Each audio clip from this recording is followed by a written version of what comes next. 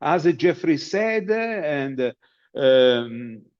if we know the lesions, we can make a very high suspect.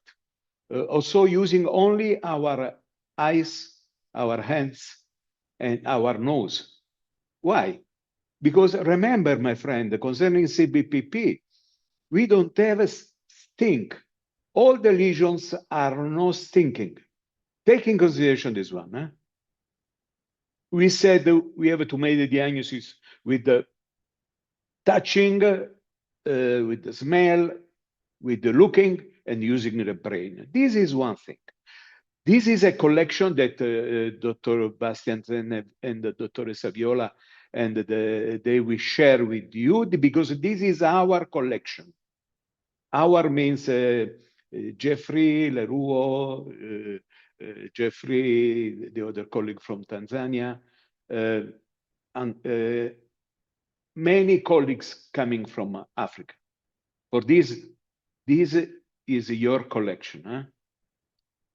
Okay, we can start. I have to rush. Hyperacute lesions. We don't see this lesion in the abattoir. Why? Because the clinical symptoms are too much. High fever. Normally, we can find this situation when we import the disease in free zone. These are the lesions that I found in the first outbreak in Italy in 1993, after 8 years of a free status. And we have this big lung, and everything is hemorrhagic one. Take in consideration this one. This is the chest cavity, and this is the pleural reaction that we have. That is the pleural reaction is important, but it's not so much evident. The hemorrhagic situation is very evident, and the other evidence is the lungs. They are very heavy. They are 3 times the size. You see, look the area here. You see that they are very big one. Why? Because they are full of fibrin. Because CBPP is a typical fibrinous pleuropneumonia. And you see also in the surface of the lung, we see pleural reaction here. This is the visceral pleural reaction. Okay, look, cutting. We have the imponent edema, and you see now we have we can see we have a red hepatization. We can say in general. We can make a little bit of philosophy with some area with the necrotic, but we can say in this situation we have a red hepatization with a dramatic edema. Another time, the animal, the lung is full of fluid, is full of fibrin. Incredible one. The other one, lymph nodes are hemorrhagic and big one. Big one. What about acute and subacute lesions? These are the lesions that we can find sometime in the abattoir. And when we found this lesion without clinical symptoms, take in consideration that we have to check antibiotic lesion, suspect antibiotic lesion presence. And we have, as I told you, is a fibrinous pneumonia. And we have a pleural fluid here. We have a pleural fluid here. But looking at this photo, what do you say? The 2 lungs looks more or less similar, but one looks more bracket healthy. This is the typical situation that we can find in sometime in CBPP. Of course, it's a dramatic evidence of a pleural fluid that can reach 10, 15 liters in the chest cavity. Look here, and you see the parietal pleura, the involvement of parietal pleura too, here, the chest cavity. This is the pleural fluid that we can find.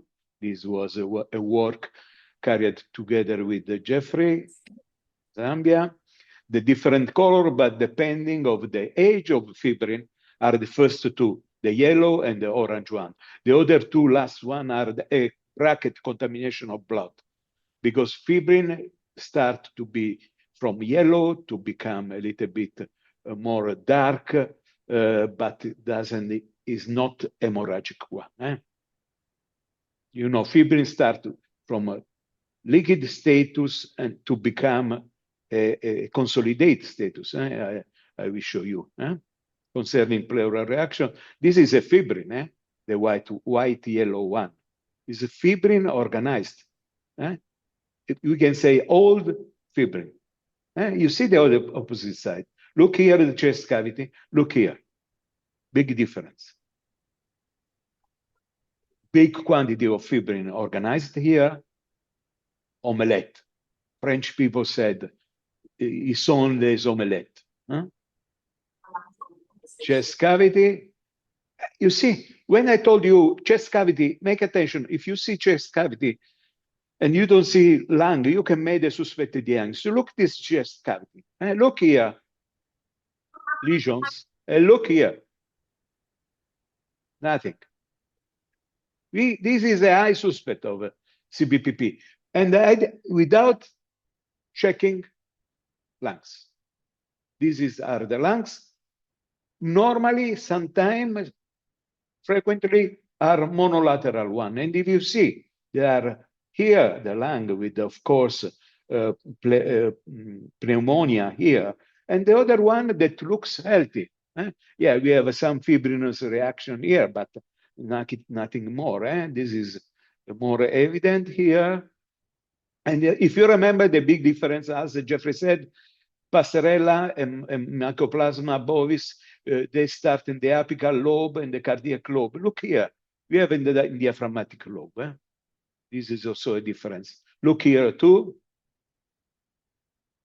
Dramatic fibrin presence in the chest cavity.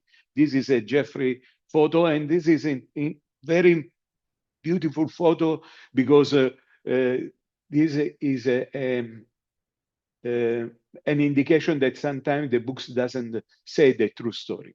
This is an outbreak in young animals. Normally in the bibliography, the bibliography said that the young animals are not very sensitized. Look at this one, beautiful photo. Thank you, Jeffrey, for this beautiful photo. We change a little bit the epidemiology, the pathogenesis of this disease in young animals. Presence of liquid in the cardiac sac, and this is the consequence, edema in the orbital area and in that area concerning acute and subacute lesion. Only one lung, as I told you, you see, beautiful. You will receive this, as Dr. Bastiansen said, and Viola too, you will receive this material. This material will be yours. Take in consideration this one. We need a good collection of photos. In this moment, FAO did a great job in the past with a very great collection of photos. I think we have to refresh a little bit this collection with the new photos. And only one, look this one. This is a mediastinal lymph node. Is 5 times the normal size. Incredible one. You see, monolateral one, and concerning the lesion, when we cut, of course, this is the summary of the CBPP. In this photo, we have all the stage, not only Scacchia. We don't have, but we have all the stage of this pathology, who is characterized by fibrinous pneumonia at different age. This means, for this we said marmorization, because if you see the lung has different colors, look this size, different colors, and also we have the septa. This is the septa who separe the different lobules, who are ectasic one. You see, in this part, we can see hepatization at different stage. In this part, we can see necrosis at different stage. Beautiful one. If you remember this photo, it's very easy to make the suspected diagnosis. Of course, also this one is a CBPP. We have only very small lesion, but are not characteristic.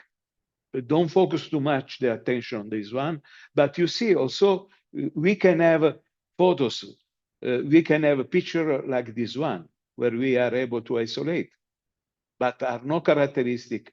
And in the field is normally, we don't see these lesions, but we see this one. We see this one, and we see, look this one.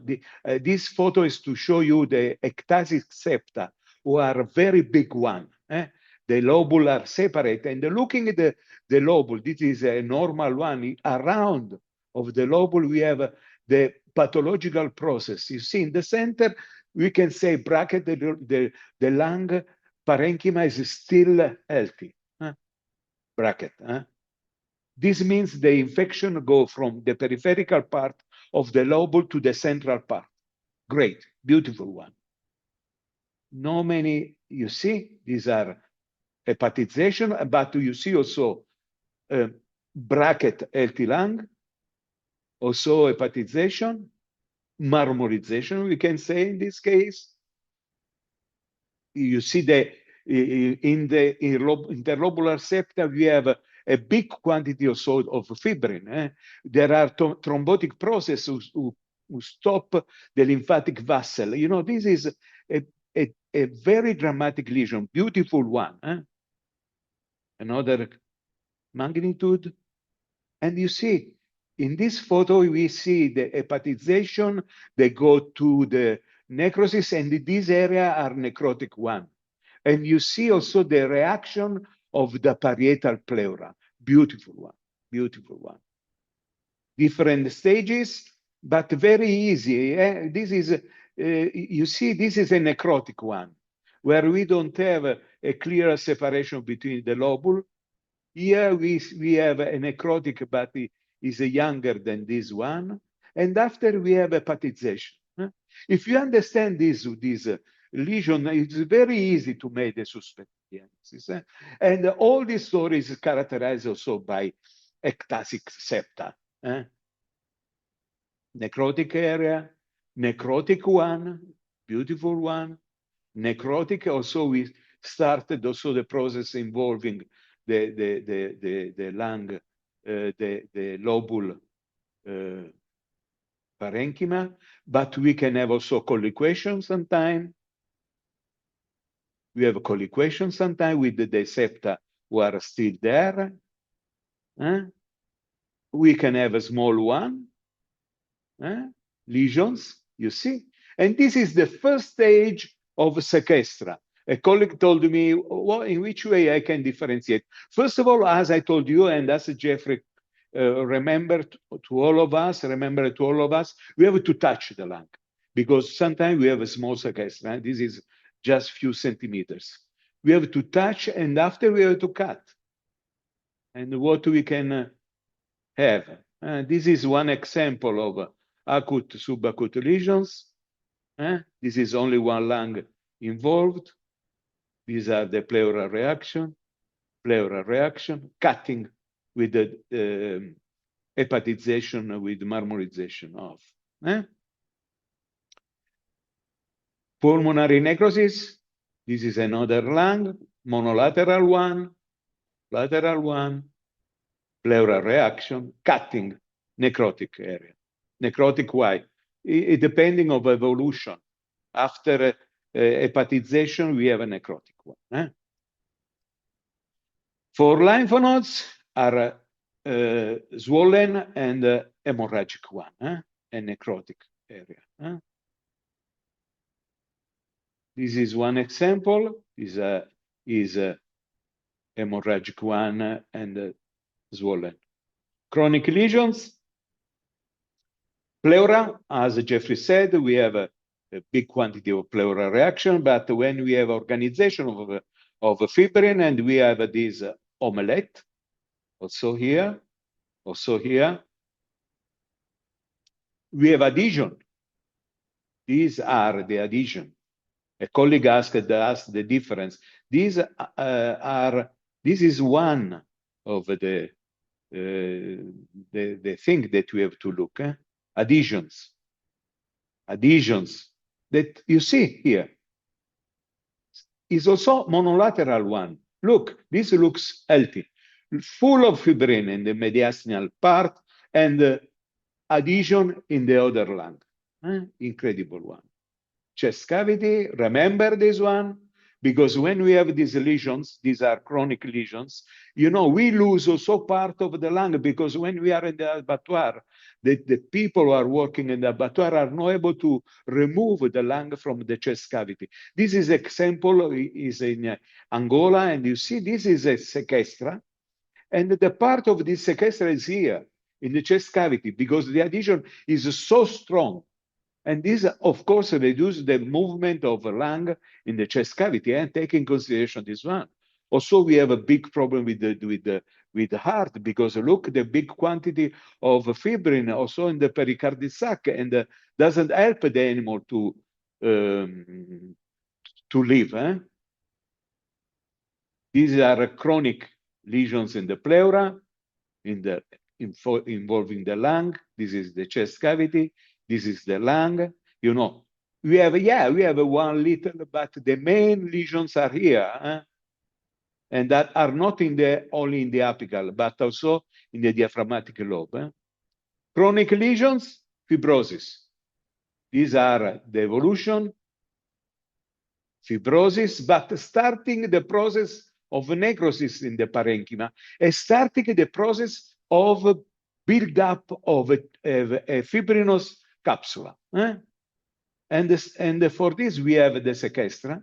This is one image that we have only looking at the lung and touching. If we touch, it's very hard. In this case, we can have bilateral, but no symmetrical one. Starting from this one, necrotic, and after we have a reaction, fibrinous reaction, to close the necrotic area. This is one, in the past they said, is one moment where the animal try to stop the infection, build up a fibrinous capsula. It's not true, but we have this situation, and this is a necrotic area, and this is the capsula. You see the capsula here. They are very thick one, very thick one. This is another sequestra, another sequestra, another sequestra, a big one. This is all the diaphragmatic lobe involved in this one. And look how thick is the capsula. Taking consideration this one, if we collect sample from this material, we don't have to collect sample from the sequestra. Normally, they are sterile. We have to scratch the capsula because only in that part we have still alive Mycoplasma mycoides, sequestra, colliquated sequestra, colliquated sequestra. Small one, 1 centimeter. We have to touch. But you see, also 1 centimeter. This is the difference, my good friend. We have a necrotic area in the center, and we have a membrane around.